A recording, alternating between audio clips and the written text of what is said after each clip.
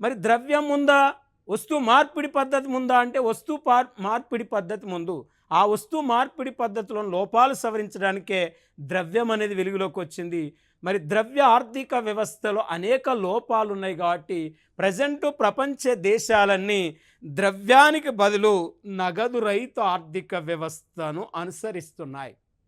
డబ్బు లేకుండా ఫోన్పేల ద్వారా, గూగుల్ పేల ద్వారా, ఆన్లైన్ ద్వారా, క్రెడిట్ కార్డుల ద్వారా, డెబిట్ కార్డుల ద్వారా, పేటిఎంల ద్వారా, అంటే ఆర్థిక లావాదేవీలు జరిపే ఆర్థిక వ్యవస్థనే క్యాష్లెస్ ట్రాన్సాక్షన్ సిస్టమ్ అంటారు.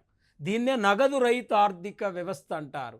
అంటే ప్రపంచ దేశాలన్నీ ఎక్కువగా అనుసరిస్తున్న ఆర్థిక వ్యవస్థను నగదు రహిత ఆర్థిక వ్యవస్థ అంటారు. అంటే డబ్బు లేకుండా వ్యాపార కార్యకలాపాలు నిర్వర్తించే ఆర్థిక వ్యవస్థనే మనం క్యాష్లెస్ ట్రాన్సాక్షన్ సిస్టమ్ అంటాం.